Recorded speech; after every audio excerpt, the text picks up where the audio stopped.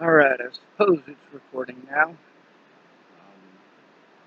This is obviously my laptop that I'm recording on. Let me pause for a second. Sorry about that. Got a piece of the tree here starting to come over and was about to get in front of my camera. It has to do with the fact that I'm pretty close to the computer and I keep nudging it on accident. There's also the piece of tape that I've got on top there that keeps rolling over and hitting part of the tree, so there's that as well. Obviously, I am in the mountains, and it's beautiful. Got a whole river here. Check out. Not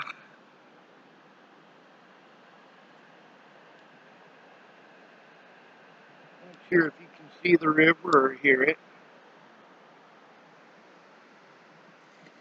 There's the sun right behind me.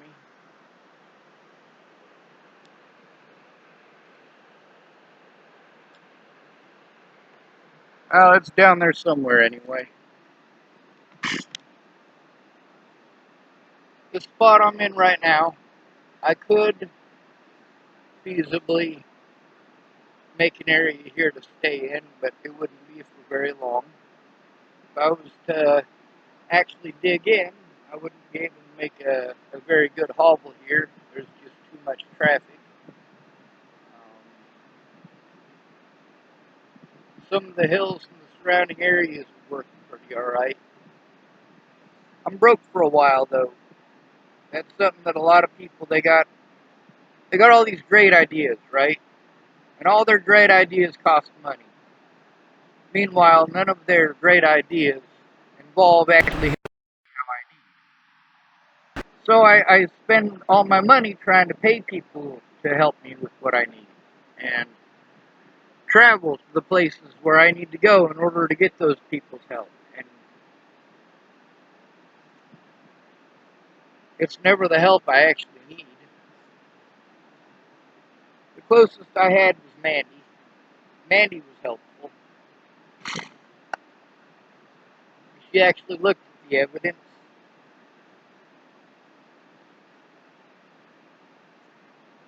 My little sister, I'm not happy with her at all.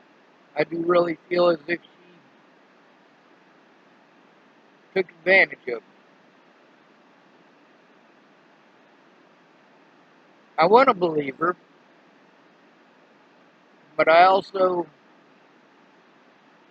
with the situation as it happened, and with that Ed feller, no, that just wasn't a right situation. Now with Mandy Singer, at least she took a look at the evidence. I put on a good game face. The videos that I recorded while my sister and her friend Ed were there, well, it's only part of it. I recorded the entire situation, though. I felt it was important to do so. I always feel it's important to do so. But also, it's important to note that when you don't have somebody there with you in person, that is the most important part. Without somebody who is aware of what the hell is going on, who is actually there with you, you're screwed. Especially if you're a disabled and homeless male.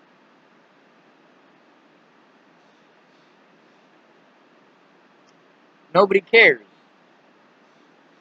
That's something that the police prey on. They know that the law says it's wrong for them to do these things to us, but they also know that nobody cares, otherwise we wouldn't be here. Nobody cares, otherwise it would not be so easy for them to victimize us and get away with it. Now, with all these people who promised to help, promised to go in with me, how many of them actually went in with me? None.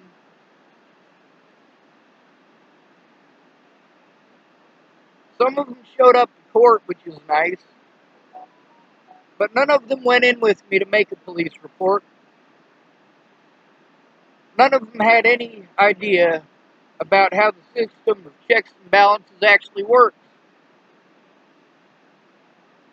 Telling me that you turned in these crimes to an officer doesn't let me know which officer you turned them into.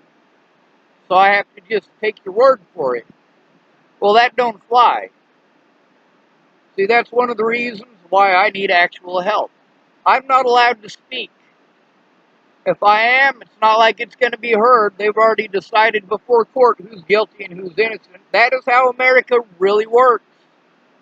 Are you broke? You must be guilty.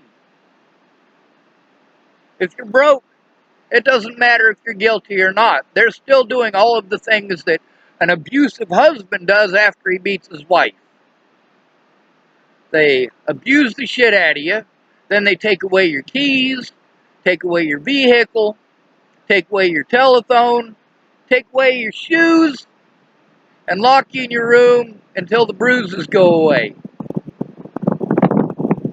It's not okay.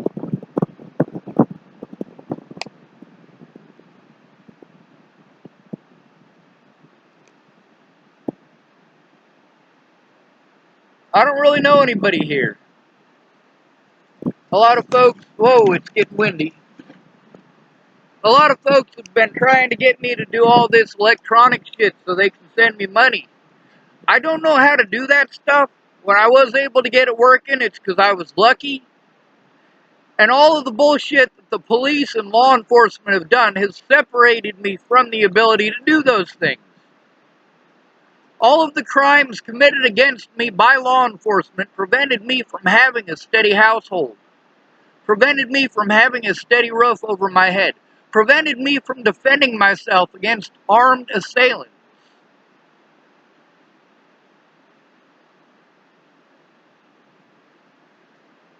It's not okay. Neither is the term mentally ill.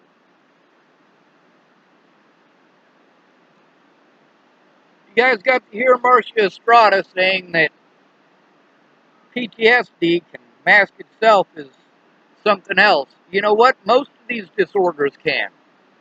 If somebody's got PTSD, you might think they got bipolar disorder. You might think they're schizophrenic. That depends on how well educated you are, and most of you are not. Lanny Engeline felt that it was her place to treat me completely like shit while I was up there in Montana. To talk down to me like I'm a dog. Well, lots of people, once they find out you're autistic, that's the way they treat you. It's a control issue. They already know at that point that they can discredit you no matter what you say, and the only thing that you have to defend yourself against it is either A, having somebody there in person who's on your side, or B, recording it. You've gotten to see how since then, as I record it, people are not happy that I recorded it. Why would they be? They either lied to me, which affected the system and affected the outcome, or they lied about me, which affects the system and the outcome. That's why it is important to record it. Yes, these people are pissed off. They can go ahead and stay pissed off. The things that they should have said to begin with are recorded. Those things should have been brought up in court. They should have been allowed in court. Instead, my rights as an American citizen have been entirely railroaded over the term mentally ill. Each and every one of these people knew that I was telling the truth about their part of the story. But how many of them actually came forward and verified it? None. Not one of those people wrote a police report. Not one of those people has any proof that they did what it is that they claim that they did. I saved the proof. Now then we've got people who don't want to do things because they think they're rude. Like my autism advocate. She thinks it's rude to record people. I don't give a fuck about rude, all right? If there's somebody in the next trailer house over getting raped, and the only way to catch that rapist is to record him in the fucking act, then record him in the act. Seriously.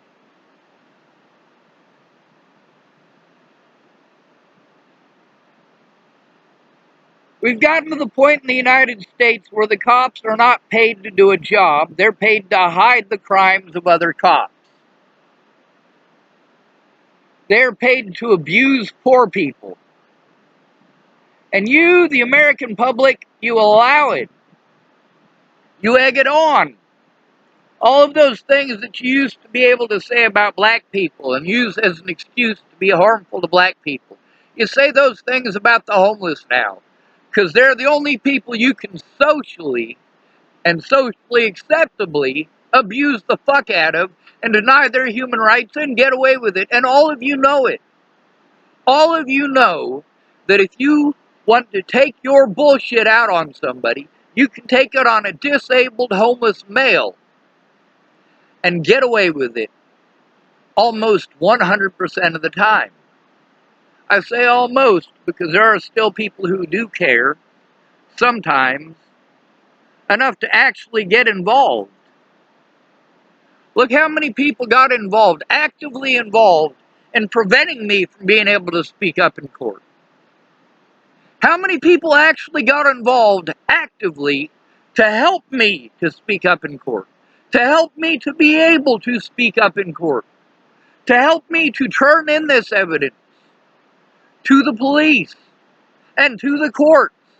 How many people actually actively put an effort towards that?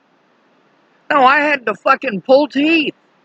Holy shit, people wanted to waste my time, and they still do.